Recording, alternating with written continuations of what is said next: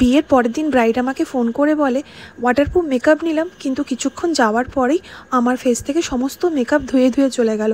আমার তো শোনার পরে মাথায় হাত, সামান্য ভুলের জন্য সারা জীবনের ভুল হয়ে থেকে গেল। তো আজকের ভিডিওটা কেউ স্কিপ করো না। তো চলো শুরু করা যাক আজকের ব্রাইডাল ব্লগ। কেমন লাগছে বিয়ে করে? বেকার লাগছে কেন? আজকে ফার্স্ট ব্রাইডাল লোকেশনে। ঠিক যা গরম পড়েছে, ঠাকুরকে প্রে করেছিলাম যাতে আজকে একটু ওয়েদারটা ঠান্ডা হয়, ব্রাইডগুলো যেন একটু এত গরমের কষ্ট থেকে যেন একটু নিস্তার পায়। ফাইনালি ওয়েদারটা দেখছো খুব ভালো। সকালবেলা একটু একটু বৃষ্টি হয়েছিল।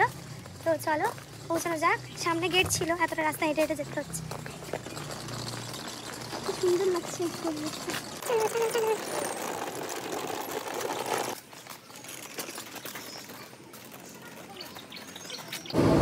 তো আমাদের ব্রাইড চলে এসছে।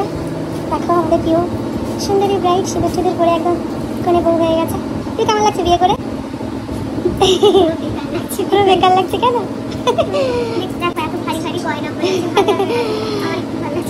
তো পিউ বলো, সেদিনকে সবাই কি বলেছে মেকআপ দেখে? অনেক সুন্দর লাগছে। সবাই একটাই কথা বলেছে যে কার কাছ থেকে পেয়েছি। আজকে কেমন লুক নেবে বলে? আজকে পুরো একদম ওই বাঙালি বউ, স্বাভাবিক একদম। ওকে চলো, বেশি সময় নেবো না। এরপরে আমাদের সেকেন্ড ব্রাইড আছে, তো আজকে ওর মনের মতো করে তুলতে পারি কিনা দেখা যাক। ওকে ওকে। সেদিন স্যালনের কাছে খুব বিজি ছিলাম। হঠাৎ করে সন্ধ্যার সময় আমাদের কাছে একটা ফোন কলস আসে। ব্রাইডের হাজব্যান্ড আমাকে ফোন করে বলে কালকে আমার রিসেপশন আছে, আমার ওয়াইফকে সাজাতে হবে, আপনার বুকিং চাই। আমি তো বললাম অলরেডি তো আমি বুকড আছি, বুকিং পসিবল না। তো ওরা খুব রিকোয়েস্ট করলো প্লিজ কালকের ডেটটা আপনি না করবেন না। তখন আমি বললাম ঠিক আছে, এখন তো আমি বিজি আছি, রাতের দিকে আপনি ফোন করুন। যাই হোক, রাতের দিকে আমার ব্রাইড আমাকে ফোন করে করুন সরে বলে সুস্মিতাদি প্লিজ না বলো না। তো এটা শোনার পরে খুব খারাপ লেগেছিলো। তো আমি বললাম কেন, কী হয়েছে হঠাৎ করে তুমি আজকেই আমাকে বুকিং করছো, কালকে তোমার রিসেপশন। আমি আমার বিয়ে অ্যান্ড রিসেপশনের ডেটটা এক নামি দামি মেকআপ আর্টিস্টের কাছে আমি বুকিং করেছিলাম, ওয়াটারপ্রুফ মেকআপই বুকিং করেছিলাম, যেহেতু গরমকাল ছিল। তো উনি মেকআপ করে যাবার কিছুক্ষণের মধ্যেই আমার ফেস থেকে মেকআপ ধুতে শুরু হয়। পুরো মেকআপ ধুয়ে আমার মুখটা কালো হয়ে গেছিলো। তো আমার স্পেশাল ডেটটা পুরোপুরিভাবেই নষ্ট হয়ে গেছিলো। এই বলে তো ব্রাইডের কাঁদো কাঁদো ভাব। তো প্লিজ সুস্মিতা দি তুমি না করো না, আমার স্পেশাল ডেটটা রিসেপশনটা আমি নষ্ট করতে চাই না। আমি বললাম কিন্তু তোমার ডিস্টেন্স তো আমার ফার্স্ট ব্রাইডের ডিস্টেন্সের থেকে 2 ঘন্টা দূরে, কোনো রকমই পসিবল না। তুমি সুস্মিতা দি প্লিজ না করো না, আমি পারলে গাড়ি পাঠিয়ে দেবো, তুমি আমাকে আধা ঘন্টা সময় হলেও তুমি আধা ঘন্টা সময় দিয়ে সাজাবে। আমি বললাম কি করে সম্ভব, তোমার একটা স্পেশাল ডেট আমি আধা ঘন্টা কী করে সাজাতে পারি? কিন্তু আমি আমার ফার্স্ট ব্রাইডের সাথে ডিসকাস না করে তোমার বুকিংটা কনফার্ম করতে পারবো না, কারণ ওর স্পেশাল ডেটের জন্য ও আমাকে অনেক দিন আগের থেকে বুকিং করে রেখেছে। এবার তোমাদের ডিস্টেন্সটাও অনেকটা, এবার আমার যেতেও তো সময় লাগবে। তো আমার ব্রাইড টাইম অ্যাডজাস্ট আমার সাথে করবে কিনা সেটা আমি ওর সাথে ডিসকাস আগে করি। তো প্রথমে ওর হাজব্যান্ড কিন্তু করেছিল, যেহেতু এতটাই গরমকাল ছিল, এসি ছিল না, তো এত তাড়াতাড়ি মেকআপ করে বসে থাকবে। কিন্তু আমার ব্রাইডের আমার প্রতি ফুল বিশ্বাস ছিল, কারণ বিয়েতেও সেজেছিল, জানে সুস্মিতাদির মেকআপ কোনোদিনই খারাপ হতে পারে না। যাই হোক, ওই বিশ্বাসটা নিয়ে ও আমার টাইমেই বসে গেছিলো।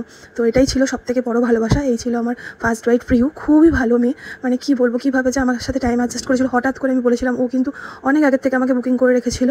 তো ও একজনের প্রবলেম বুঝতে পেরেছে। যাই হোক, তো আজকে আমার ব্রাইড পিহুর মুখ থেকে শুনে নেবো ওর লুকসটা কেমন লাগলো, তারপরে তোমাদের সাথে বাকি কথাগুলো শেয়ার করছি। কি হয়েছে তুমি আগে দিবে? আগে বলো। আমি আজকে কিচ্ছু জিজ্ঞাসা করবো না, বলছি আমাকে আজকে অনেক সুন্দর লাগছে। আমার অনেক দিনের ইচ্ছাও ছিল, স্বপ্ন ছিল বলতে পারো, যেটা আজকে সোজা হয়ে বসো, যেটা আজকে পুরো আমার মানে পুরো কমপ্লিট হচ্ছে। বিয়েতেও তোমার কাছে চেয়েছিলাম, রিসেপশনেও, দুটোতে আমার অনেক সুন্দর লাগছে। তো সব এরকম করে আছো কেন?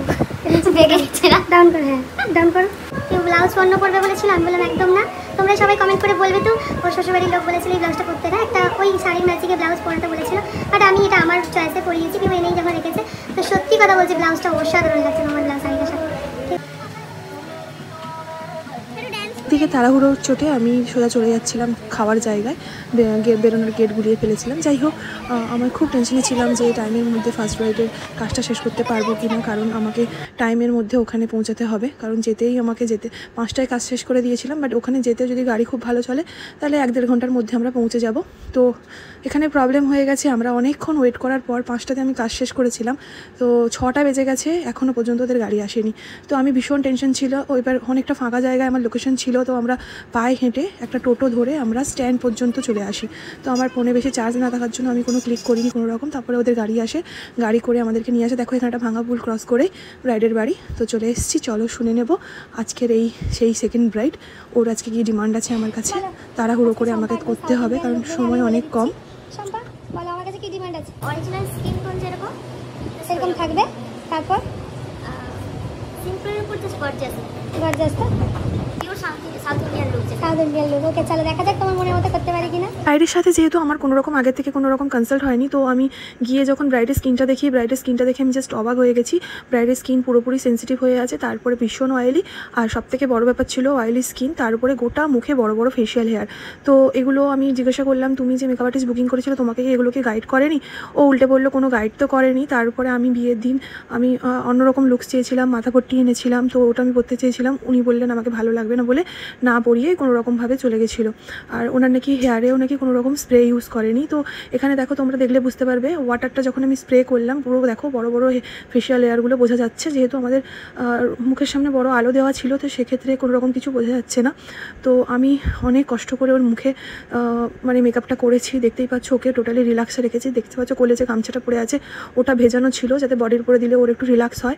ফ্যানটা কন্টিনিউ ওকে ধরে রাখতে বলছি, কোনো রকমভাবে ওকে মেকআপের সময় সোয়েটিং হওয়া যাবে না। তো আমি অনেক কষ্ট করে ওর স্কিনে, যেহেতু এরকম স্কিনে আমাদেরকে মেকআপ করতে গেলে একটু টাইম নিয়েই করতে হয়, যেহেতু আমার কাছে অনেকটা শর্ট টাইম ছিল, তো আমাকে ওকে ছাড়তে হবে। যেহেতু অনেকটা লেট করেই ও বসেছিল, প্রায় 8:45টার দিকে ও পৌঁছেছিলাম ওখানে, কারণ ওদেরই গাড়ি দেরি করেছিল আমাকে আনতে যেতে।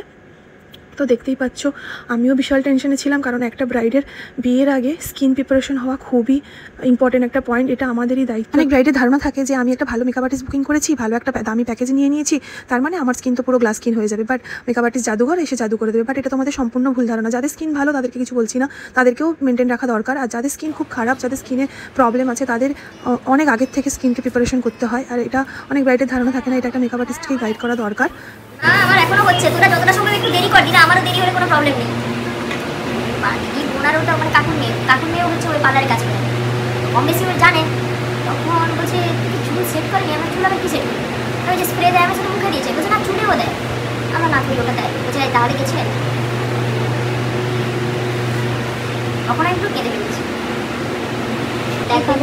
ব্রাইড আমার কাছে যতক্ষণ সেজেছে ততক্ষণই মানে ওর আগের দিনের কথা বলে যাচ্ছে, যেন ওর কাছে একটা অ্যাক্সিডেন্টের মতো ব্যাপার।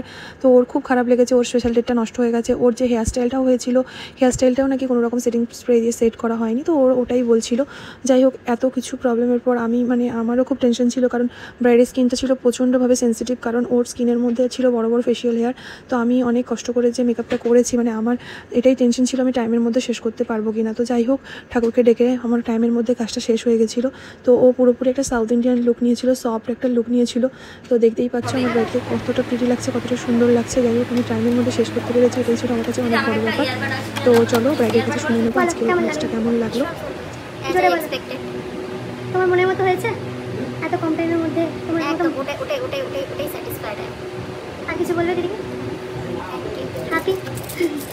অনেক লেট হয়ে গেছে, তো সম্পাকে আমাকে ছাড়তে হবে। সম্পা আমাকে পরে কিন্তু ভালো করে একটা রিভিউ দিয়ে দেবে। ওকে, খুব তাড়া ছিল তাই ভালো করে রিভিউ নিতে পারিনি, জানিয়েছি অনেক। তো যাই হোক, আমার ব্রাইডের মুখে দেখো ছিল সেদিনকে আলাদা রকম একটা খুশি, মানে ওকে দেখে জাস্ট আমার এত ভালো লাগছিল, যেন মনে হচ্ছিল স্টেজের মধ্যে রাজরানী বসে আছে। আর লুকসটাই এতটা ইউনিক ছিল, আমার তো খুব পছন্দ হয়েছিল। তারপরে আমি পরে ওকে ফোন করে আগে সঙ্গে সঙ্গে রিভিউ নিয়েছিলাম যে তোমার স্কিন থেকে কোনো রকম প্রবলেম হয়েছিল কিনা। ও এটাই আমাকে রিভিউ দিয়েছিল যে সুস্মিতাদি বিশ্বাস করবে না, আমার মুখ থেকে এক ফোঁটাও মেকআপ সরে যায়নি। এত গরমের মধ্যে এত গেস্টের মধ্যে মেকআপ একদম অ্যাজ ইট ইজ তুমি যেরকম করেছিলে সেরকমই ছিল। এটাই আমার কাছে সবথেকে বড় পাওনা ছিল। এই ভিডিওটার মাধ্যমে এটাই বলবো, আমি কাউকে এটা ছোটো করার জন্য বলিনি, বাট এটা একটা আমার রিয়েল ব্রাইডের সাথে ঘটে যাওয়া সত্য ঘটনা তোমাদের সাথে শেয়ার করলাম। একটা ব্রাইড যখন আমাদেরকে বুকিং করে, অনেক মুখ স্বপ্ন নিয়ে বুকিং করে তার স্পেশাল ডেটটা স্পেশাল করার জন্য, তো কারোর রাইড নেই এই স্পেশাল ডেটটাকে খারাপ করে দেওয়ার জন্য। তো আবারও বলবো, আমরা কোনো ভগবান না, আমরা মেকআপ আর্টিস্ট। তো আমার ব্রাইডকে যদি আমি ঠিকঠাকভাবে গাইড করি, আমার ব্রাইডকে যদি ঠিকঠাকভাবে বোঝাই, তাহলে আশা করি একটা মেকআপ খুব ভালো থাকে। তো আমরা পয়সা নিয়ে কাজ করি, তো সেক্ষেত্রে দায়িত্ব আমার একটা ব্রাইডকে পুরোপুরিভাবে গাইড করা। তো এটাই আমি সবাইকে বলতে চাই, যারাই যেরকম কাজ করো না কেন, এইরকমভাবে 3-4টে করে কাজ ধরে নেবো, তারপরে কোনো ব্রাইডকে কম সময় সাজিয়ে তার স্পেশাল ডেটটাই নষ্ট করে দেবো। তো সেরকম সাধ্যের বাইরে কাজ না নেওয়াই ভালো। তো আমার দুটো ব্রাইডকে কেমন লাগলো অবশ্যই তোমরা কমেন্ট করে জানাবে। চলো টাটা।